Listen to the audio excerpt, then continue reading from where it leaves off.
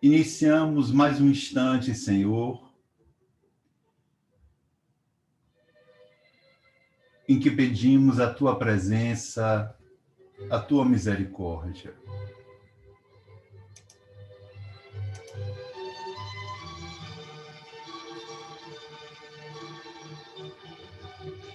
Que seja, Mestre querido, nesse momento,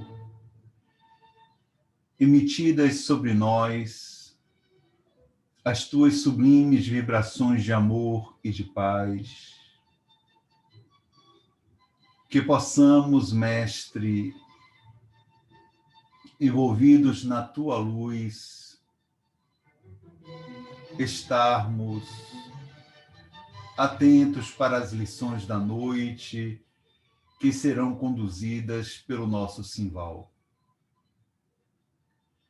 Que este seja um momento de bênçãos, de paz, de luz para nós, para nossas famílias, para aqueles entes aos quais dedicamos nossos afetos, mas também para a nossa grande família humana, para todos os nossos irmãos e irmãs em humanidade. Seja em teu nome, pois, Cristo amado, em nome de Deus Todo-Poderoso, que aqui iniciemos nosso culto evangélico de hoje, louvando-te e louvando a Deus nosso Pai, hoje como sempre, Senhor, que assim seja. Como consta na nossa programação, hoje teremos o nosso Simval, falando sobre os últimos serão os primeiros, uma mensagem do Espírito de Constantino, que consta no capítulo 20, item 2, de O Evangelho segundo o Espiritismo. Vamos, então, à leitura do nosso texto.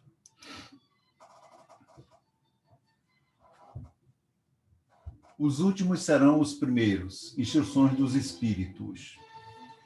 O obreiro da última hora tem direito ao salário, mas é preciso que a sua boa vontade o haja conservado à disposição daquele que o tinha de empregar, e que o seu retardamento não seja fruto da preguiça ou da má vontade.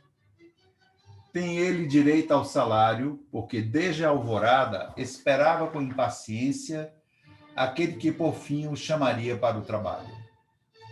Laborioso apenas lhe faltava o labor. Se, porém, se houvesse negado ao trabalho a qualquer hora do dia, se houvesse dito, tenhamos paciência, o repouso me é agradável, quando soar a última hora que será tempo de pensar no salário do dia, que necessidade tenho de me incomodar por um patrão a quem não conheço e não estimo, quanto mais tarde melhor? Esse tal, meus amigos, não teria tido o salário do obreiro, mas o da preguiça.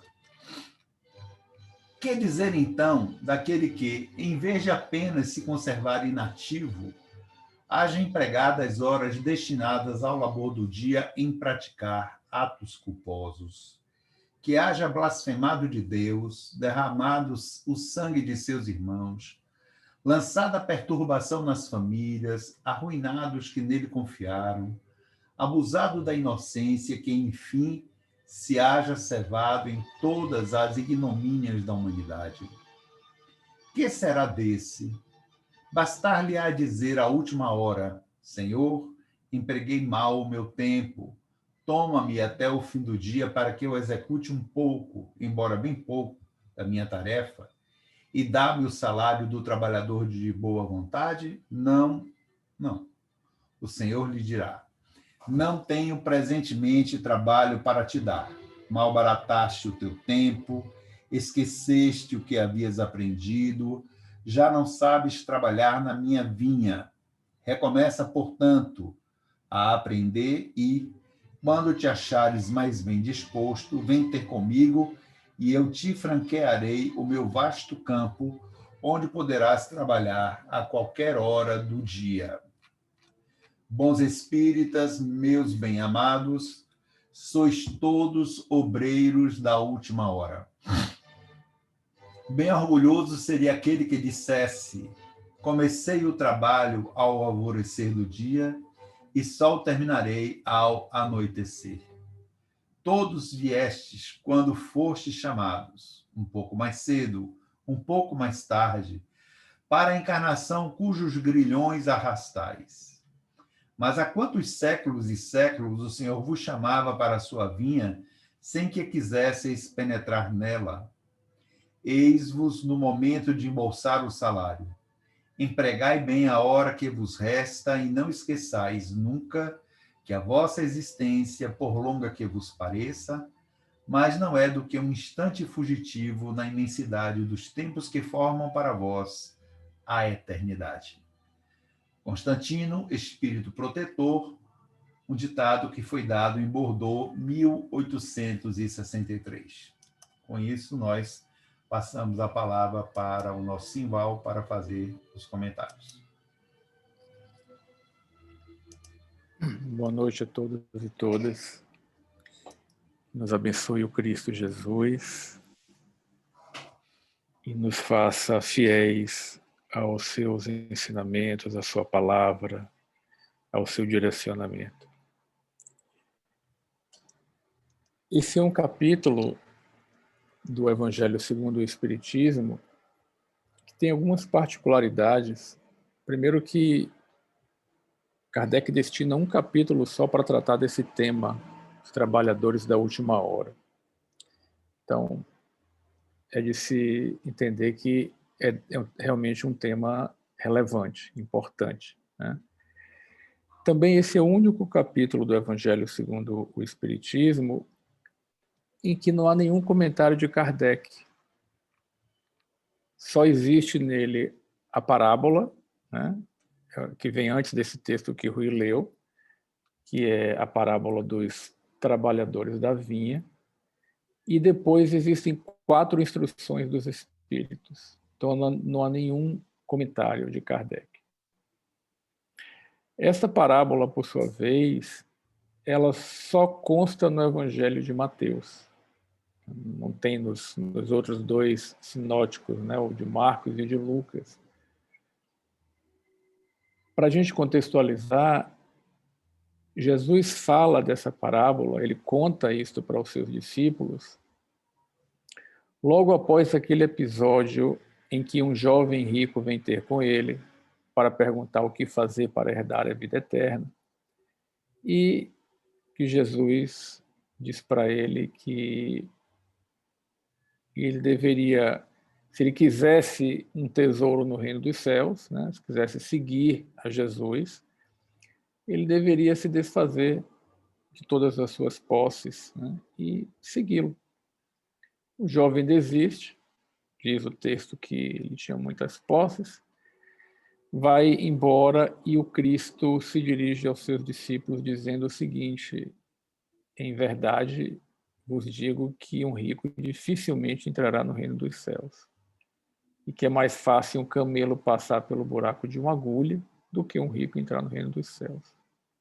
Então, logo depois disso daí, ou seja, a parábola tem a ver com esse diálogo, tanto que os discípulos perguntam para Jesus, quando ele diz isso, perguntam assim: então quem poderá se salvar? Estamos entendendo aqui que não se trata somente da questão da riqueza material, né? Estamos falando de outras riquezas, de outras posses, de outros apegos que nos impedem de adentrar a este reino que foi preparado para a gente. Bem-aventurados os pobres de espírito, porque deles é o reino dos céus. Então é dessa riqueza que estamos falando. Mas só para contextualizar também, porque o texto do Espírito Constantino, ele é muito rico e ele faz alusões diretas à parábola. Então, rapidamente, para quem ainda não ouviu a parábola, Jesus compara o reino dos céus a um pai de família que, no amanhecer, saiu na praça e foi assalariar trabalhadores para trabalhar na sua vinha. E pactuou com eles, ajustou com eles um denário pelo dia de trabalho. É uma moeda naquela época, né? Como se fosse o pagamento de uma diária, né? E enviou todos para a vinha dele. Depois de 3 horas, lá pelas 9 horas da manhã, ele retorna na praça e vê que tem outros trabalhadores ali de pé, desocupados. Ele então chama esses para ir trabalhar também na sua vinha, não acerta salário, apenas diz o seguinte: ao final do dia, o que for justo eu vos darei. E ele retorna a essa praça também lá pelo meio-dia e lá pelas 3 horas da tarde, e quem está lá de pé desocupado, ele chama e faz a mesma coisa: vai para lá trabalhar e o que for justo eu te darei. Até que chega às 5 horas da tarde, portanto, 1 hora só mais de serviço ou de expediente, e ele passa lá e vê que tem outras pessoas que estavam lá em pé também, dispostas ao trabalho. E ele pergunta então: mas por que vocês ficaram aqui o dia inteiro desocupados? E eles então respondem: porque ninguém nos assalariou. Então, ele diz: ok, vai para a minha vinha e depois eu acerto o que for justo. E ao chegar ao final do dia, portanto às 6 horas da tarde, ele chama o seu administrador e diz o seguinte: começa a pagar pelos que chegaram por último. E o administrador paga para estes últimos um denário, ou seja, uma diária completa.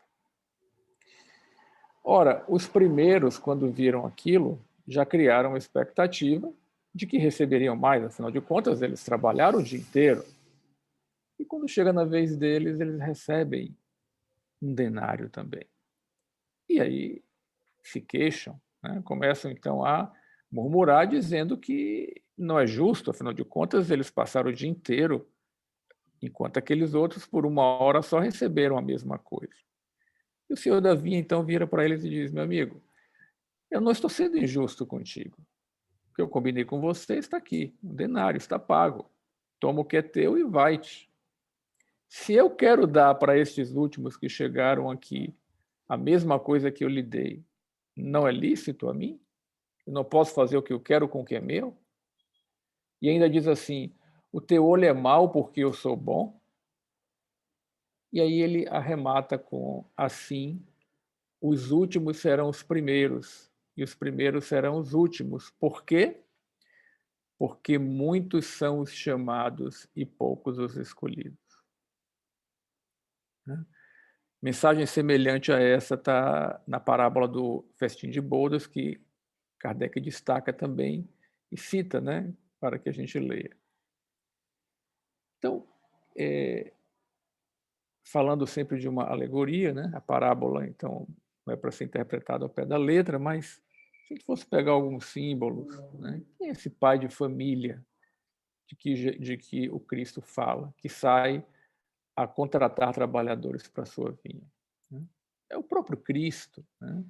É o nosso pai de família espiritual, nosso pai maior espiritual, né? É o nosso pastor, ou seja, é aquele que apacenta, que dá de comer, né? Que alimenta o seu rebanho. É aquele que tomou para si mesmo a responsabilidade por toda a humanidade desse planeta e nos disse: nenhuma das minhas ovelhas será perdida. E ele nos convida, né? Ele convida para trabalhar numa vinha. Esta vinha é este planeta lindo, né, em que nós habitamos, que foi construído por ele, pela equipe dele, com um incomensurável amor e carinho, que foi milimétrica e misericordiosamente calculado cada detalhe para que nada nos faltasse aqui e para que tudo nos favorecesse. E estes trabalhadores somos nós, né? Todos espíritos vinculados a este planeta, a Terra, estejamos encarnados ou desencarnados, né? Que estamos sendo convidados a trabalhar para receber o salário do bom trabalhador. Poderíamos, até numa visão mais ampla, dizer que o universo inteiro é a vinha de Deus, né? Mas vamos nos circunscrever aqui, até para ficar mais fácil do entendimento. E que trabalho é que tem que fazer nessa vinha? Né? Que trabalho nós temos a fazer? é o trabalho no bem comum. No Livro dos Espíritos, quando Kardec pergunta, por trabalho devemos entender as ocupações materiais, os Espíritos respondem assim: toda ocupação útil é trabalho. Portanto, o espírito trabalha também, né? Não é somente a questão material. Isso está na questão 675. Então, nós todos estamos sendo convidados, fomos convidados ao longo de todo o tempo aí a prestar esse serviço. E qual será o nosso salário, né, já que estamos sendo assalariados? Né? Seria a verdadeira felicidade, aquela felicidade sem mesclas, né? Seria beber da água viva que tira a nossa sede para sempre. Né? Seria alcançar este tão sonhado reino dos céus. Né?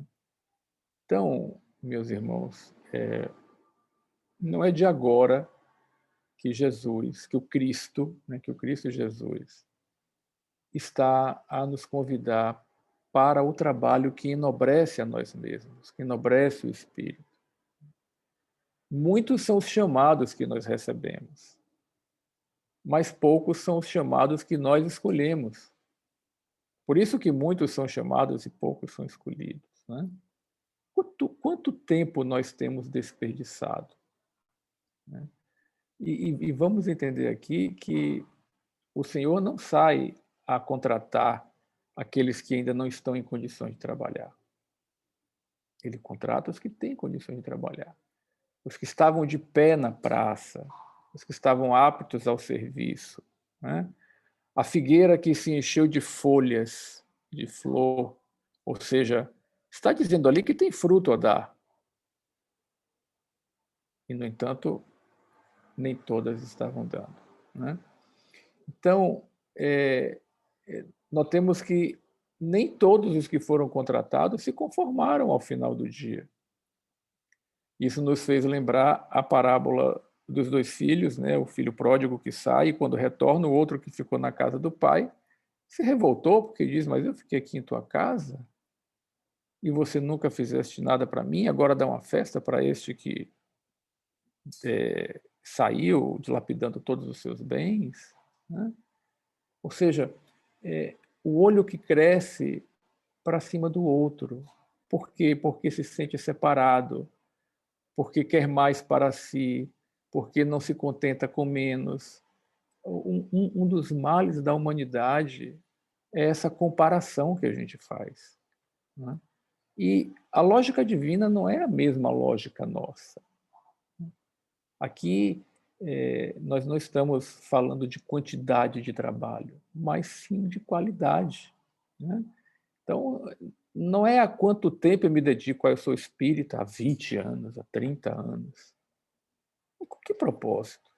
Né? Com que intenção? A intensidade que conta aqui não é a intensidade, não é a quantidade de tempo, mas sim o serviço despretensioso, né? O serviço em benefício do coletivo. Interessante que no mesmo Evangelho de Mateus, logo depois desse capítulo, no outro capítulo, Mateus conta uma outra passagem envolvendo vinha, em que o mestre diz assim: mas que vos parece? Um homem tinha 2 filhos, e aproximando-se de um deles disse: filho, vai trabalhar hoje na minha vinha. E o filho disse o seguinte: eu não quero.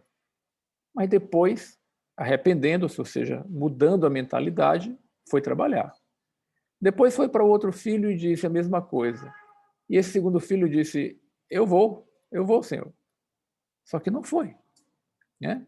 E aí Jesus pergunta a quem estava com ele ali: qual dos dois fez a vontade do Pai? Aí todos respondem: o primeiro. Aí Jesus diz: pois é.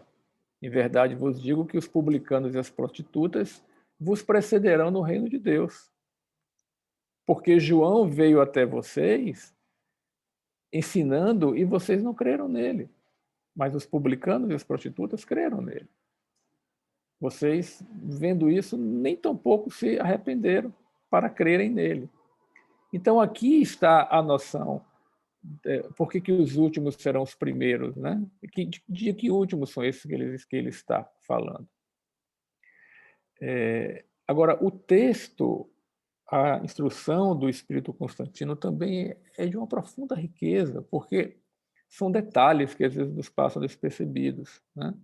Primeiro que ele ressalta realmente a questão da boa vontade, né? Em que ele diz assim: o obreiro da última hora tem direito ao salário, mas é preciso que a sua boa vontade o haja conservado à disposição. Porque para que o seu retardamento não seja fruto da preguiça ou da má vontade, né? Ou seja, se nós tivéssemos dito, tenhamos paciência, né? Quando soar a última hora eu vou. E aí ele diz uma coisa interessante, ele diz assim: que necessidade tenho de me incomodar por um patrão a quem não conheço e não estimo? E é isso mesmo, né? A gente não se dedica por não conhecer. A gente fala muito de Jesus, a gente fala muito de Deus, né?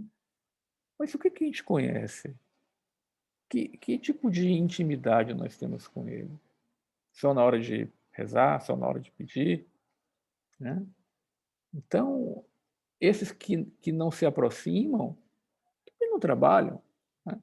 Pouco conhecem, né? Então, a mensagem mais importante na parábola aqui, no meu ponto de vista, é o nosso engajamento nesse trabalho do Cristo, no trabalho do bem, né? Nas atividades da vinha, né? É fazer isso com boa vontade, né? com boa intenção. Não fazer isso em troca de uma recompensa. Eu tenho que fazer isso porque depois que eu desencarnar, Não. Né? É trabalhar com alegria porque é a vinha do Cristo, é a vinha do Senhor, né? Então, aqui tem uma outra virtude que é evocada na parábola, que é o desinteresse, né? É trabalhar desinteressadamente, né? Então, notemos que os trabalhadores que foram convocados depois daqueles primeiros não fizeram acerto nenhum de salário. Eles foram para poder trabalhar na vinha do Senhor e o que tivesse sido dado para eles estava ok. E aqui ele fala também de um outro vício que deve ser extirpado, que é o vício da inveja, né? Tens mau olho porque eu sou bom. Então, essa igualdade dos pagamentos é da bondade divina, gente, né? O amor cobre a multidão de pecados, né? Na hora que a gente realmente vira a chave, então não importa quanto, importa a qualidade. Constantino também diz assim: quem dizer daquele que não só se conservou inativo, mas que empregou as suas horas a praticar o mal, né? Ele fala praticar atos culposos, derramado sangue, né? Lançado perturbação. Que falar desses? E aí, mais adiante, ele diz assim: o Senhor lhe dirá, né? Não tenho presentemente trabalho para te dar. A princípio, a gente pensa que eles estariam sendo recusados, né, para sempre. Ele diz assim: malbarataste o teu tempo, esqueceste o que havia aprendido. Já não sabes mais trabalhar na minha vinha. Então, isso me passa uma noção de que a nossa liberdade será privada a depender do mal que nós pratiquemos, né? Essa prática deliberada do mal, ela nos desorganiza a tal ponto que, por algum tempo, nós passamos por limitações mesmo, até para não causar mais danos a gente mesmo, né? É necessário, então, um tempo aí de expiação, né? Um tempo de reaprendizado, de readaptação, para que a gente possa voltar a ter a vontade de trabalhar para o Senhor, né? Então, quando ele diz assim: quando te achares mais bem disposto, vem ter comigo, e eu te franquearei o meu vasto campo, onde poderás trabalhar a qualquer hora do dia. Então, quando a gente se depara com situações em que nós somos privados mesmo de coisa, até mesmo limitações físicas, que às vezes já vêm desde o início das reencarnações, ou melhor, dessa reencarnação, não foi por acaso, né? Ali está um efeito de algo que no passado nós fizemos de errado, e não é castigo simplesmente. É para que a gente possa, então, encontrar de novo esse caminho do bem. E uma coisa que também chama atenção no texto de Constantino é quando ele diz assim: bons espíritas, meus bem-amados, sois todos obreiros da última hora. Então, não é assim, espíritas, meus bem-amados, bons espíritas. Nós estudamos aqui nas terças-feiras, né, alguns meses atrás, no capítulo 18, o capítulo do Sede Perfeitos, tem lá um tópico que Kardec fala, os bons espíritos.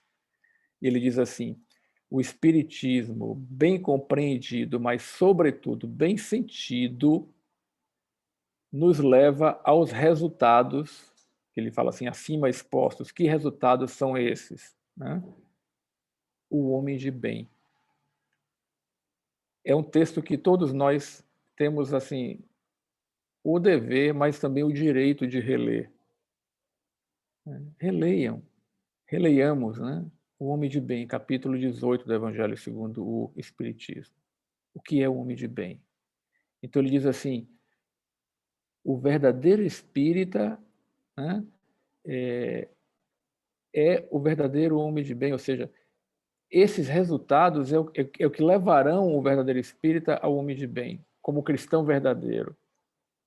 Então, Constantino se dirige aqui a esses bons espíritos, aqueles que realmente a ficha caiu e que está dedicando a sua vida, a sua encarnação, a voltar para a trilha do Cristo. E ele diz assim: sois todos obreiros da última hora. Notem que há uma diferença, não é? Sois os obreiros da última hora. Ele não está aqui dizendo que os espíritas são os obreiros da última hora. Não, não há nenhum sectarismo aqui. Está dizendo o seguinte, que nesse apagar das luzes, né, da mudança de faixa do nosso planeta, né, de alcançar um patamar de regeneração, já aprendemos da doutrina espírita que um planeta é considerado de regeneração quando o bem prepondera o mal. Não é quando deixa de existir o mal, mas quando o bem prepondera o mal. Estamos muito longe ainda, o mal graça solto, né? Lembro de minha mãe dizendo: meu filho, o mal anda de tamanco e o bem de pantufa. Né? Tem muito bem sendo feito e a gente não consegue ver. Tem muito bem sendo gerado, brotado, cultivado e crescendo no coração de muita gente. E se faltarem mais 200, 300, 400 anos, o que é isso? É ali, né? É logo depois. Né? Então, sim, né? Nós estamos na última hora e é para isso que nós estamos sendo convidados. Até porque Constantino diz aqui assim: bem orgulhoso seria aquele espírita que dissesse: comecei o trabalho ao alvorecer do dia.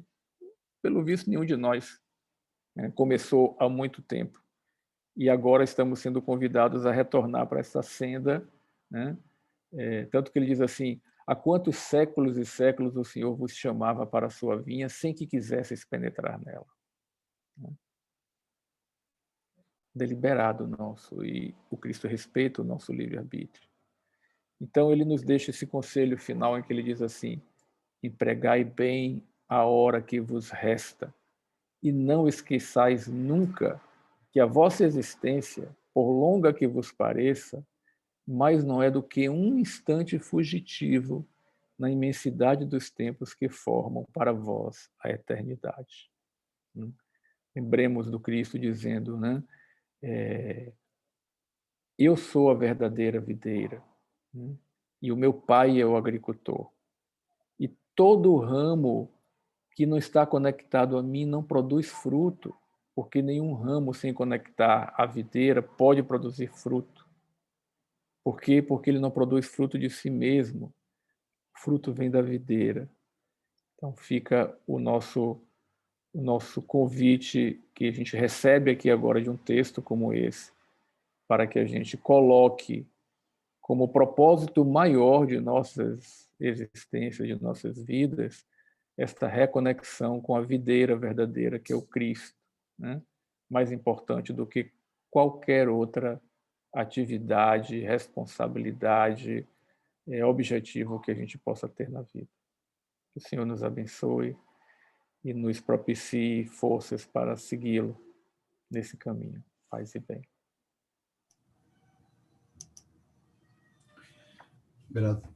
Grato a você, Simval, pelo comentário do nosso texto evangélico de hoje.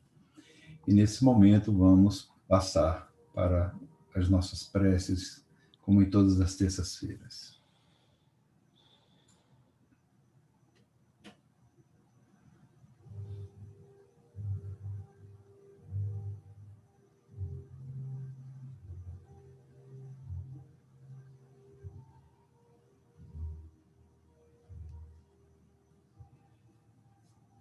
Jesus amado, nesse momento, Senhor, nós te rogamos a tua presença sublime a envolver-nos.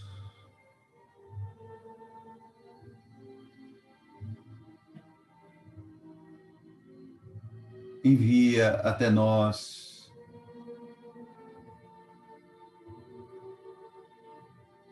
as tuas vibrações de amor, de compaixão,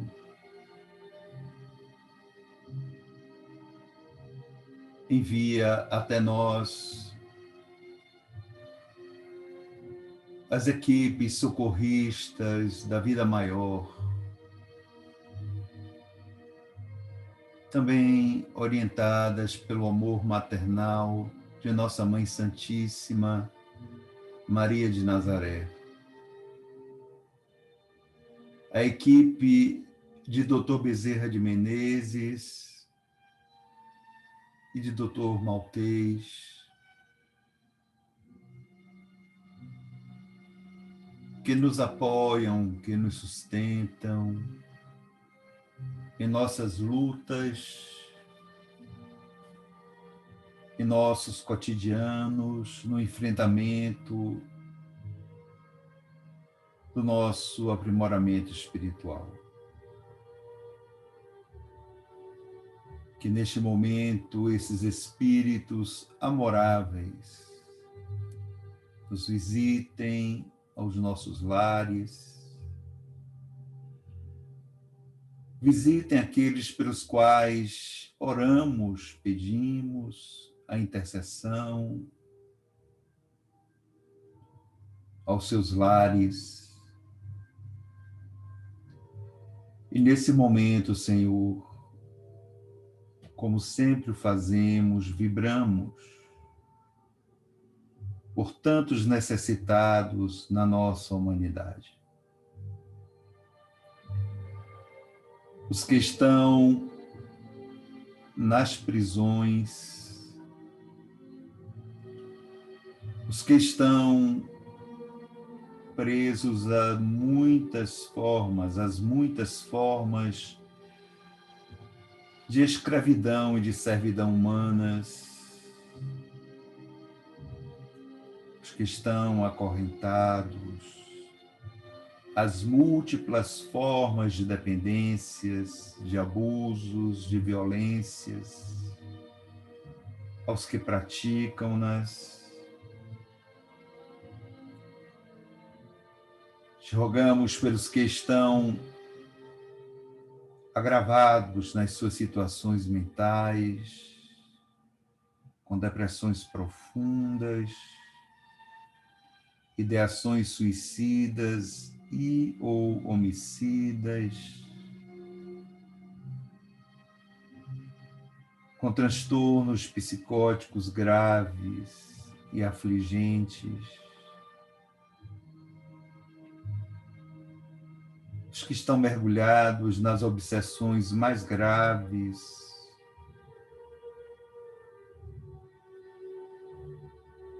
Vibramos e oramos, rogando-te assistência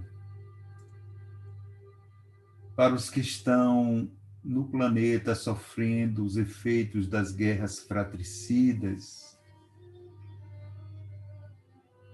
das expatriações, os que sofrem os efeitos, os imensos desastres da natureza que têm se apresentado no nosso planeta, enchentes, terremotos, e toda sorte de provações e privações daí advindos. Te rogamos, Senhor, por todos aqueles irmãos e irmãs que neste momento no planeta e no nosso país estão morrendo de fome, passando fome, sem pão à mesa, pelas famílias em desespero, que neste momento estão desarticuladas, conflitadas. Te rogamos pelas famílias,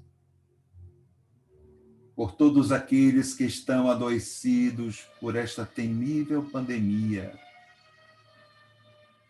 muitos morrendo à míngua, Senhor, sem a devida assistência, e retornando à vida espiritual em condição aflitiva. Abençoa também aos trabalhadores de saúde, aos que estão nos laboratórios, buscando uma saída diligente para tanto sofrimento na humanidade.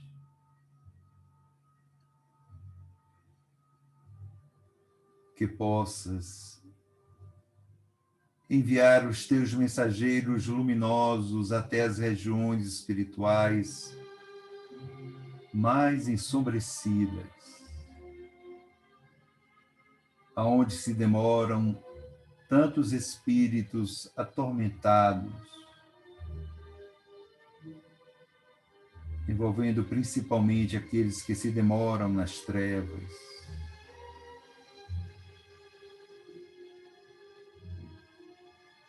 Enfim, te rogamos para que tua excelsa luz recubra todo o planeta,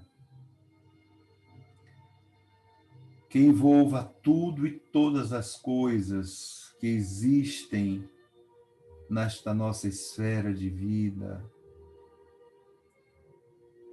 e que ajudes a nossa humanidade a sair desta condição aflitiva de expiações e provas para uma posição mais regenerada e mais conforme tua luz, teu desiderato, teu ensino.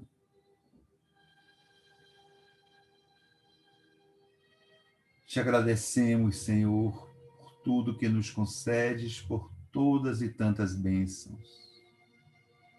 Assim o fazemos também ao Celeste Pai. E consente que no teu sagrado nome, no nome de Deus Altíssimo, aqui encerremos nosso culto evangélico de hoje, louvando-te e louvando a Deus, hoje como sempre, Senhor. Que assim seja.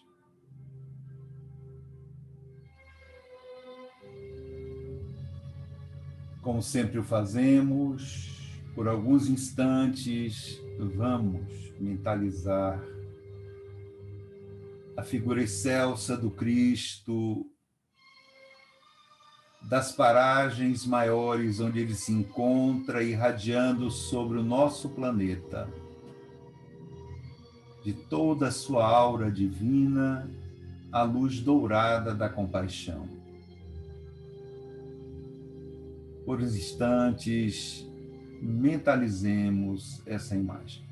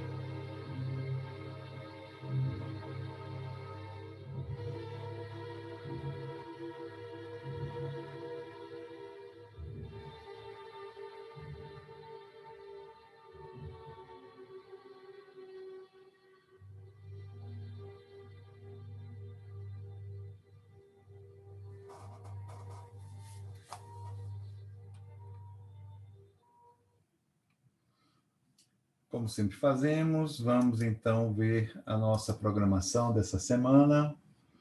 Teremos na próxima quinta-feira o nosso Rodrigo no estudo do volume 2 de Sabedoria do Evangelho Carlos Pastorino, trabalhando o tema Jesus se fixa em Cafarnaum, convocação dos discípulos, cura de um obsidiado, cura da sogra de Pedro e outras curas.